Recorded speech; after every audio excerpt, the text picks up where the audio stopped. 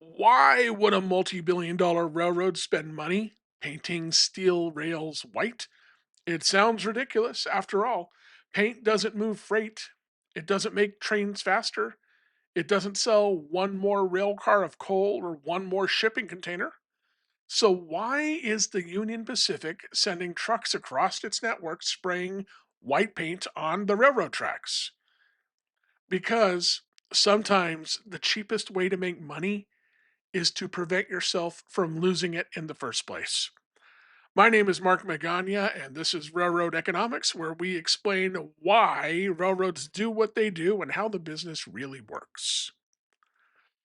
Most people think businesses make money by cutting costs, and sometimes they do. A lot of them do that. But the best run companies know something else.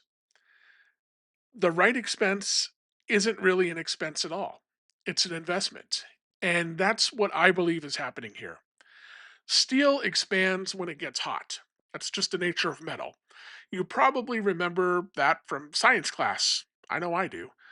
Railroad tracks are no different. On a hot summer day, thousands of feet of welded rail can expand dramatically.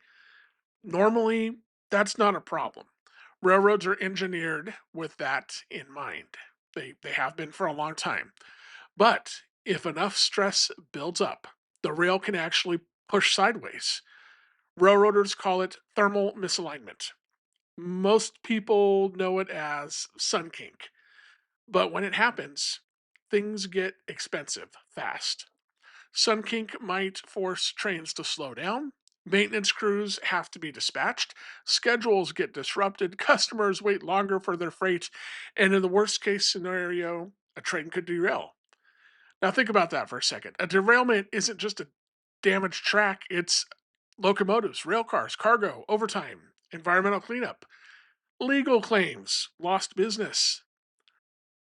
The bill for a derailment can reach millions and millions of dollars, all because the track got a little bit too hot. So the Union Pacific asked a simple question: what if they could keep the rail cooler? The answer turned out to be surprisingly simple: just paint it white. According to UP, crews use a specially equipped high rail truck to apply white paint to both sides of the rail. The idea wasn't invented by the railroad either, it came from road striping. White reflects more sunlight than dark. According to the company, the result has been about a 20-degree reduction in rail temperature. 20 degrees! That's a significant reduction in thermal stress. Now, here's where this becomes railroad economics territory. Nobody knows exactly what Union Pacific spends on this program. I'm not sure they know yet, but we really don't need to know either, because what they're trying to avoid, if spending a few $1,000s on to paint tracks prevents just one derailment or even just a track alignment that they have to go out and fix, it pays for itself many times over. It's preventative maintenance. And railroads are full of it.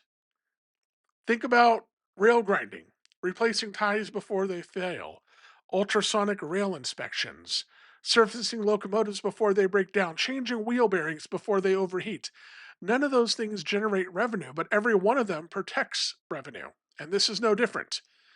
Failures are almost always more expensive than the prevention.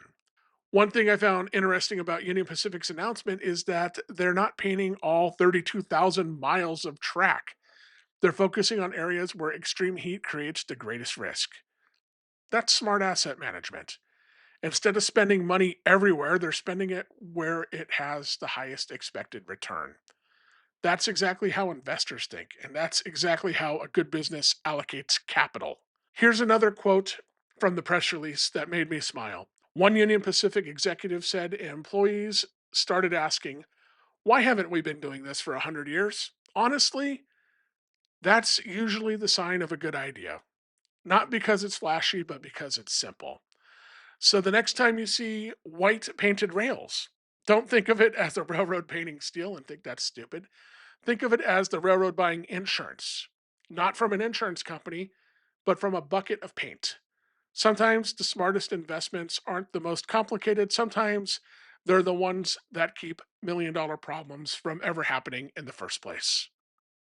This has been Railroad Economics. My name is Mark Magana. Please be sure to like and subscribe and bing the bell and do the things because it really does help us out.